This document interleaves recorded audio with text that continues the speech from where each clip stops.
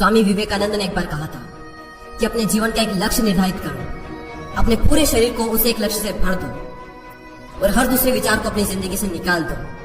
यही सफल होने का मूल मंत्र है। हमें से कई लोग डॉक्टर एपीजे अब्दुल कलाम साहब को इंस्पिरेशन मानते हैं, लेकिन क्या आपको पता है कि उनकी इंस्पिरेशन कौन है? स्वामी विवेकानंद। और सिर्फ यही नहीं, बल्कि निकोला टेस्ला, सुभाष चंद्र बोस, लाल बहादुर शास्त्री और भी कई सारे ऐसे लीजेंड्स हैं जिनकी इंस्पिरेशन स्वामी विवेकानंद है। आज हम स्वामी जी के जीवन की 3 कहानियां डिस्कस करेंगे और जीवन की बहुत बड़ी सीख है इन तीनों कहानियों में। पहली कहानी, एक बार स्वामी जी को नदी पार करना था और वो नदी के पास में खड़े थे। तभी एक साधु ने आकर उनसे पूछा, क्या आप ही स्वामी विवेकानंद हो? स्वामी जी ने जवाब दिया कि जी हाँ, मैं ही स्वामी विवेकानंद हूँ। तभी साधु ने पूछा कि स्वामी जी आप यहाँ पर क्या कर रहे हो? स्वामी जी ने कहा कि मुझे नदी पार करना है और मैं नाव का इंतजार कर रहा हूँ। तभी साधु ने कहा कि तुम इतने बड़े इंसान हो, कई सारे लोग तुम्हें अपनी प्रेरणा का स्रोत मानते हैं और तुम एक नदी पार नहीं कर सकते। देखो मैं तुम्हें नदी पार करके बताता हूँ। तभी उस साधु ने पानी पर चल करके उस नदी को पार किया और फिर से पानी पर चल करके स्वामी जी के पास लौट कर आए और बोले कि देखो मेरे पास इतनी शक्तियां, मेरे पास इतना टैलेंट है, मेरे पास इतना ज्ञान है, उसके बावजूद भी मुझे कोई नहीं जानता। और तुम्हारे पास कोई ज्ञान नहीं, कोई शक्तियां नहीं, उसके बावजूद भी तुम्हें सब जानते हैं। तभी स्वामी जी मुस्कुराए और साधु से पूछा कि तुम्हें ये विद्या सीखने में कितना टाइम लगा? साधु ने कहा कि 15 साल।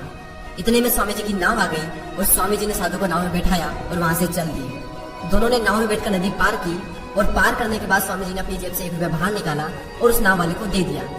यानी कि दोनों के मिला के 50-50 पैसे यानी 1 रुपया उन्हें दे दिया। तभी स्वामी जी ने साधु से कहा कि जो काम तुम 50 पैसे में कर सकते थे, उसके लिए तुमने अपनी जिंदगी के 15 साल बर्बाद कर दिए। और अगर यही 15 साल तुम समाज की भलाई में लगाते तो आज तुम्हें भी पूरी दुनिया जानती। और मैंने यही किया, इसलिए मुझे पूरी दुनिया जानती है और तुम्हें कोई नहीं जानता। और स्वामी जी ने साधु से कहा कि तुम्हारी तरह कई सारे लोग ऐसी चीजों में अपने दिन, हफ्ते, महीने, साल लगा देते हैं जिनका उनकी जिंदगी में कोई मतलब नहीं निकलता। इसलिए अपने टाइम को ऐसी जगह पर लगाओ जहाँ पर उसका एक्चुअल में कोई सेंस निकले, क्योंकि टाइम से बढ़कर इस दुनिया में कोई भी इंपॉर्टेंट चीज नहीं है। अगर समय बर्बाद तो जिंदगी बर्बाद। दूसरी कहानी, एक बार स्वामी जी एक ब्रिज पर चल रहे थे। तभी वहां पर कुछ बंदर उनके पीछे पड़ जाते हैं। कोई बंदर उन पर लपक रहा, कोई उनका प्रसाद छीनने की कोशिश कर रहा और स्वामी जी उन बंदरों से पीछे छुड़ाने के लिए वहां से भागने लगे। स्वामी जी भागे जा रहे थे और वो बंदर भी उनके पीछे पीछे भागने लगे। तभी एक आदमी ने स्वामी जी से कहा कि तुम डरो मत, इनका सामना करो। तुम जितना ज्यादा इनसे डरोगे ये तुम्हें उतना ही ज्यादा डराएंगे। तभी स्वामी जी पीछे मुड़ते हैं और आंखें निकाल कर उन बंदरों पर जोर से चीखते हैं और तभी सारे बंदर वहां से दुम दबाकर भाग जाते हैं। और उन्हीं बंदरों की तरह होते हैं हमारे नेगेटिव थॉट्स, जिनसे हम डरते हैं। और जितना ज्यादा हम उनसे डरेंगे ये हमें उतना ही ज्यादा डराएंगे। इसलिए नेगेटिव थॉट्स और डर से डरो मत, बल्कि उनका सामना करो। इनसे तुम जितना ज्यादा डरोगे ये तुम्हें उतना ही ज्यादा डराएंगे। और अगर तुम इनका सामना करते हो तो नेगेटिव थॉट्स और डर भी एक दिन तुमसे डर जाए। तीसरी कहानी, एक बार स्वामी जी उनके गुरु श्री रामकृष्ण परमहंस के साथ कहीं जा रहे थे। तभी रास्ते में उन्हें एक आदमी मिला जो पत्थर पर कुछ बना रहा था।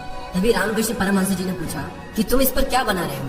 तभी उस व्यक्ति ने जवाब दिया कि मैं एक राजा की मूर्ति बना रहा हूँ।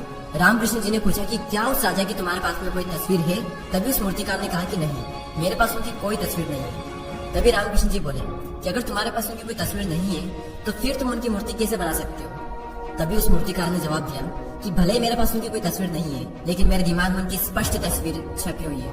और कुछ ही देर बाद उस मूर्तिकार ने राजा की सुंदर मूर्ति बनाई भी। और स्वामी जी ये सारा दृश्य अपनी आंखों से साफ देख रहे थे। और तभी उन्हें अपने कुछ सवालों का जवाब मिल गया कि अगर कोई भी इंसान अपनी जिंदगी में कुछ भी पाना चाहता है तो उस मुकाम की या फिर उस चीज की तस्वीर उसके माइंड में एकदम क्लियर होना चाहिए। तो दोस्तों उम्मीद करता हूँ कि आपको ये तीनों कहानियां पसंद आई होगी।